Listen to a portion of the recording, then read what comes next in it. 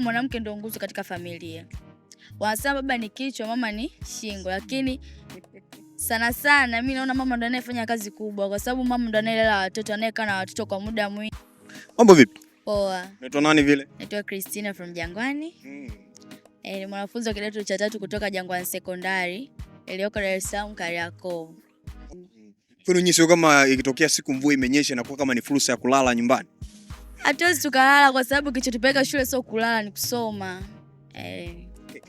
Safi sana, nimekupenda sana. Na ukija kwenye swala zima la leo kwamba tunazungumzia sikukuu ya wanawake duniani, ukisikia hivyo kitu gani kinakuja kwenye akili yako haraka haraka? Kitu changu cha kwanza ni fahari. Wanawake ni jeshi kubwa, kwa hiyo mwanamke ndio nguzo katika familia.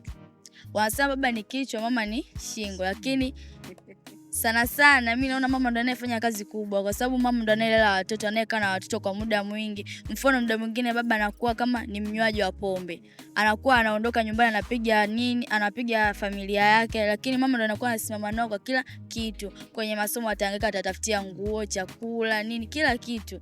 Kwa mimi ninaposikia sikukuu ya wanawake najisikia fahari kwa sababu mimi ni mwanamke na mamangu ni mwanamke na wanawake wote. Kama vile tunakuwa tuna amani katika mioyo yetu. Okay. Nikurudia wewe, una ndoto kuwa nani hapo baadaye? Maana umewadadavua mama vizuri, wanawake vizuri. Kwanza ni fahari. Tuanze kwanza kwako. Mimi hapa ndoto yangu tangu nikiwa mdogo ni kuwa daktari. Ndoto yangu ni kuwa daktari wa upasuaji wa moyo, kusaidia watu wenye matatizo ya moyo na kupunguza watu wenye mahitaji ya matatizo ya moyo. Na kila mtu katika ndoto ambao huwa anaisema nataka kuwa kitu fulani, huwa kuna historia nyuma yake. Kwa nini wewe umependelea hapo baadaye kusomea udaktari wa moyo na sio vitu vingine? Mimi nilipenda kuwa daktari. Yaani kuna kipindi nilikuwa nikienda hospitali, naenda hospitali kubwa kama Muhimbili hapo. Mama andika tu mahitaji ya moyo, afu kizingatia kuna ndugu yangu alikuwa na shida ya moyo. Kwa hiyo alikuwa anapata shida sana.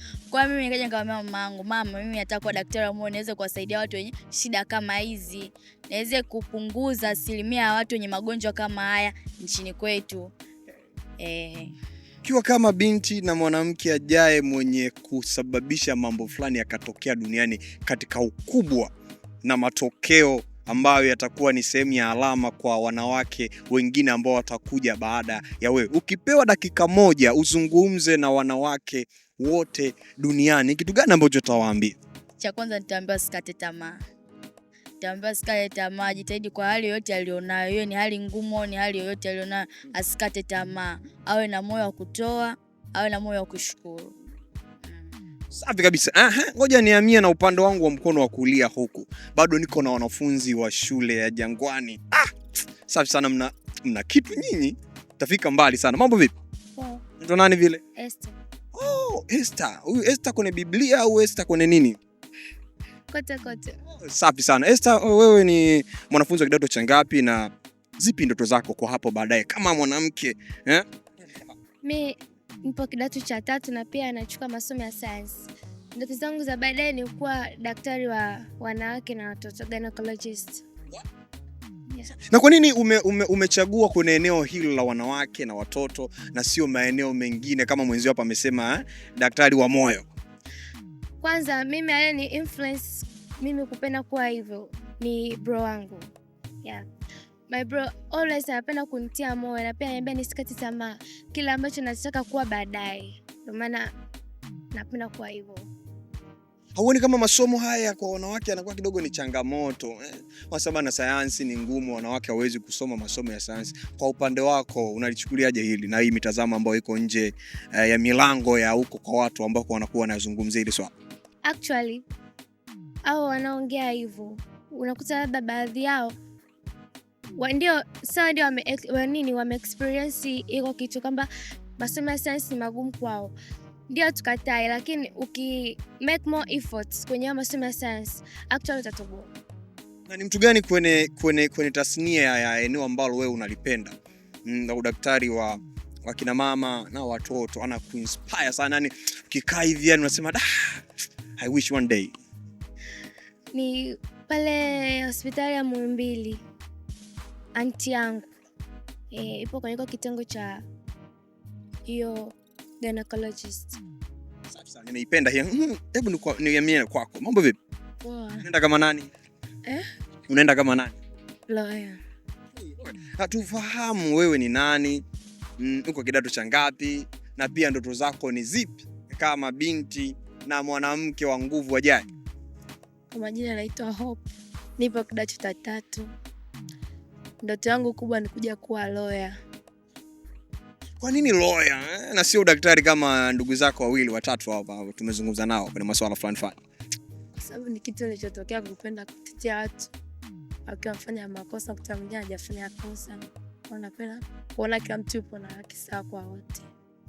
Ukiwa kama binti na mambo ya sheria wewe yanataka uwe kidogo umeshiba hivi, au unasemaje kwenye hili? Ndio kabisa. Umejipangaje sasa? Nijipanga vizuri. Ukisema umejipanga vizuri nataka tufahamu wewe umejipangaje. Utakuwa unaingia na nyundo. Maana pale mahakamani kuna nyundo ile. Si unaelewa nyundo ile amekula mvua 3 anagonga nga. Nimejipanga kusoma kwa bidii nitimize malengo yangu.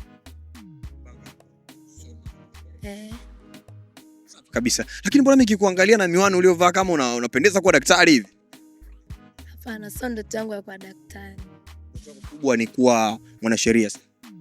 Safi kabisa. Ngoja tuhamie na hapa. Mambo vipi? Sogea karibu rafiki yangu. Mambo vipi? Poa. Unatabasamu sana. Hapana. Nani vile? Naitwa Teresia. Yes. Naitwa Teresia. Wow, Teresia. Sio jina la Italy hili. Sijui. Teresia, tukufahamu wewe uko kidato cha ngapi na ndoto zako ni zipi kwa hapo baadaye? Nipo kidato cha 3. Cha 3. Ndoto yangu ni kuwa polisi. Unafanania na upolisi wewe au kuna mtu ambaye yuko nyumbani anakuinspire kuwa polisi? Babangu. Wow, heshima kwa baba. Hebu tupe utondozi kidogo. Kwa nini unataka kujikita kwenye uaskari, polisi huko ndani? Kuna nini ambacho unakiona zaidi kwenye taifa la Tanzania? Kwa sababu yani napenda wanavyofanya kazi zao barabarani, hivyo napenda. Na pia kama kuwa traffic hivi, traffic police napenda. Kusimamisha tu magari ambie simama, pita hivi, pita vile. Na kuwatetea watu wengine. Kwa mfano wanafunzi wakiwa wanapanda daladala, unajua wanafunzi tunapata changamoto nyingi kwenye madaladala, tunatengwa. Kwa hiyo nikiwa polisi labda nitaweza hata kuwasaidia wanafunzi wanapanda magari, hivyo yani. Kisha kutokea wewe umepanda daladala wakakutenga kwenye daladala kama wewe kaa kule. Ndio, yani kuna muda dinalia. Ndio maana mamangu akaamua kunileta hostel. Safi. Na kuna kale kanauli mnalipaga wanafunzi. Hivi wanafunzi mnalipaga shilingi ngapi kwa dada? 200.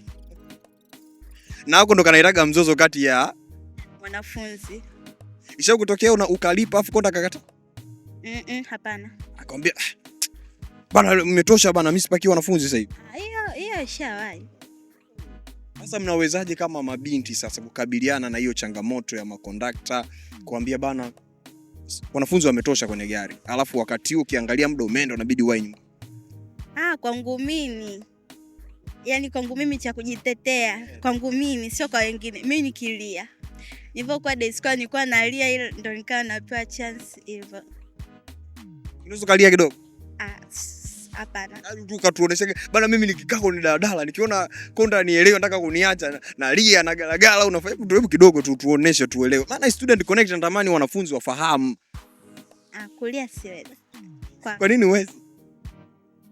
Kwa sababu sina kitu cha uzuni. Okay. Sawa. Unasema unakaa kwenye stand ya daladala kona na kukataa hapo shule ukichelewa unachapwa, mnapewa adhabu, kwa mfano ukoteni machupa nini. Hivyo sasa nikiwa nakumbuka hivyo machozi yanaanza. Na ukiwa shuleni kipindi gani ambacho unakipenda yani ukikisikia hicho kipindi muda wake ndo unafika unajisikia raha sana? English. Sio mapumziko? Hapana. Aisewe ni mwanafunzi wa kwanza kuniambia kipindi unakipenda kipindi fulani. Wanafunzi wengi wanabeba nikifika muda wa mapumziko au ule kengele inagonga kwenda nyumbani, yule unajisikia raha. Sio kwako? Hapana. Okay, safi sana. Nashukuru sana, nipe 5 mwanangu. Umetisha. Bana ngoja niamie upande wangu huu. Njoo huku kwanza. Sogea hivi kidogo. Naam. Bado tunaendelea kuwagusa wanafunzi wa Jangwani. Wako katika ardhi ya Chuo Kikuu cha Dar es Salaam. Unajisikiaje kuwepo katika chuo hiki ambacho kinapendwa na Watanzania wengi ambao ni wanafunzi wanasoma? Kiukweli najisikia vizuri sana sana, kwa sababu ukiachana na mimi kuwepo hapa, kuna wanafunzi wengi ambao wanasoma sekondari pia kama mimi, wanatamani kuja katika hiki chuo, lakini hizo nafasi wanazikosa. Kwa hiyo mimi kupata nafasi ya kuja katika shule hii ni kitu ambacho kinafanya moyo wangu uwe na furaha, na nimefurahi sana. Pia na mimi pia ni mmoja wa wanafunzi ambaye ndio kuja kusoma katika hiki chuo. Kwa hiyo inanipa hamasa kwamba nizidi kupambana ili niweze kutimiza ndoto yangu. Ni kweli kuna namna ambapo mabinti huwa wanakuwa na shauku ya kupambana kuhakikisha kwamba wanazifikia ndoto zao. Wewe moja kati ya ndoto yako ni kufika katika chuo kikuu cha Dar es Salaam. Umejipangaje katika hatua za ukuaji zaidi na zaidi unapopanda madaraja ya kielimu na kuna vitu ambavyo vinaongezeka, vishawishi, kukata tamaa? Umejipangaje kuhakikisha kwamba ndoto yako kufika hapa kwenye ardhi ya chuo kikuu cha Dar es Salaam na kukaa kama mwanafunzi na kuvaa ile ID ya wanafunzi wa chuo kikuu cha Dar es Salaam? Maana hiyo ni prestige. Kama una goal ambao unataka kuiachieve, lazima uwe na mipango yako ambayo umeiweka. So since nina shauku au nina ndoto ya kuja kusoma katika hiki chuo, nitahakikisha napambana. Vitu vingine ambavyo nitaona havipo kwenye njia mimi kuja katika hiki chuo, nitaviweka pembeni, kwa sababu vitakuwa ni moja kama vikwazo vya kuniangusha mimi nisifike mahali hapa. Kwa hiyo ukiendea mambo ya ushawishi na nini, hata sasa nitafikiria kwamba nikishia kwenye kushawishika, mwisho wa siku siwezi kuifikia ndoto yangu. Kwa hiyo itabidi nipambane na nisome sana ili niweze kuifikia ndoto yangu. Okay. Na ndoto yako ni kuja kuwa nani? Ukiachana kwamba unataka kuja kusoma hapo, unataka kuwa nani? Na ukiangalia, je, katika chuo hiki ninachotaka kuwa kipo? Mwanzoni nilikuwa nataka kuwa rubani. Na hiyo ndoto ambayo nilianza nao kutoka utoto wangu. Nilikuwa nataka kuwa rubani na nilipambana sana, lakini kadri ninavyozidi kusoma naona kwamba nimehamishia maamuzi yangu kwenye udaktari, kwa sababu masomo ya udaktari ndio ambayo nina uwezo nayo, ambayo naamini kwamba nikiendelea kuweka bidii nitafanikiwa. So ni hivyo. Kuna kitu gani cha kumwambia mama yako ikiwa leo ni sikukuu au tunasema kongamano katika nchi yetu ya Tanzania, wanaazimisha nafasi ya mwanamke? Una kitu gani cha kumwambia mama? Asichoke kunipambania.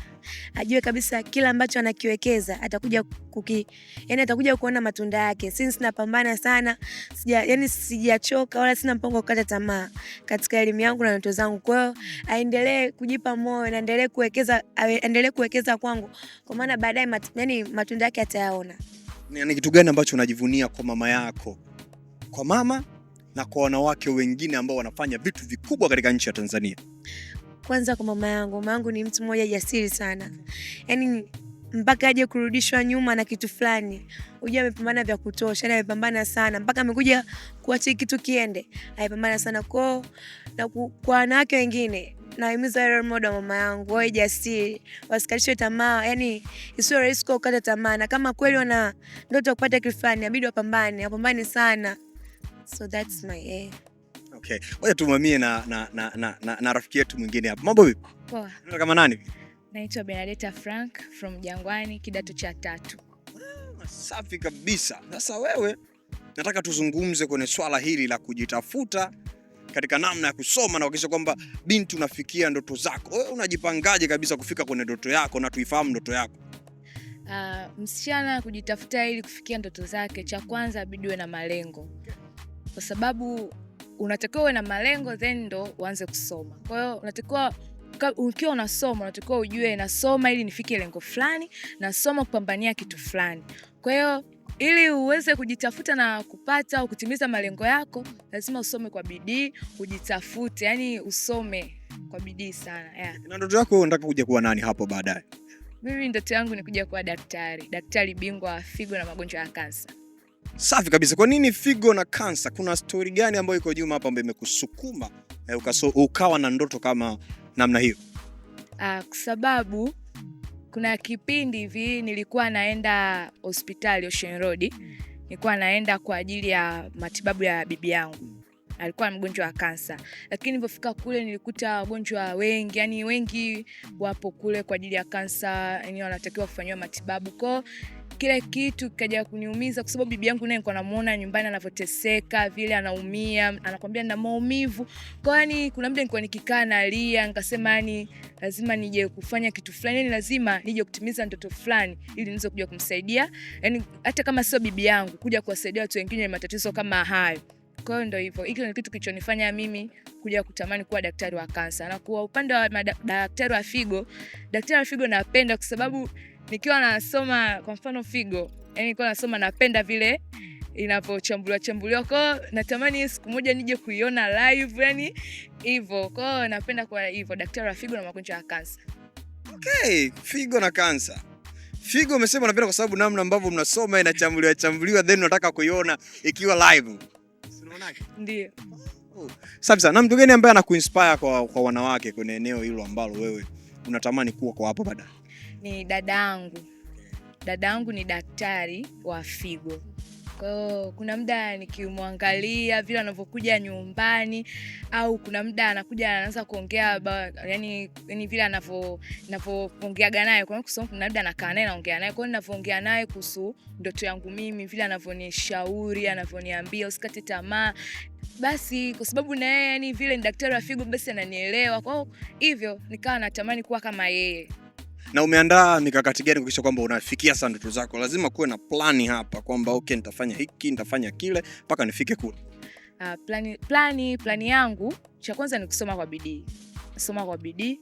Kingine ni kuweka mambo yasiokuwa na msingi kwenye masomo yangu pembeni. Yani ni struggle, yani ni force, nipambane, nisome ili niweze kufikia malengo yangu. Bana umetisha sana. Naam, hao ni wanafunzi wa shule ya Jangwani ambao tulikuwa tunapiga story kuhusiana na masuala mazima kama mabinti na wanawake ambao kadri siku zinavyozidi kwenda wanasogea kuwa wanawake wa nguvu kabisa. Lakini kabla hujafika huko, kuna mambo mengi sana ya kufanya hapa katika namna kujitafuta na kujipata katika ndoto ambazo wako nazo. Nikwambie tu kwamba mimi naitwa Mwebrania Official. Tukutane panapo majaliwa. Bye bye.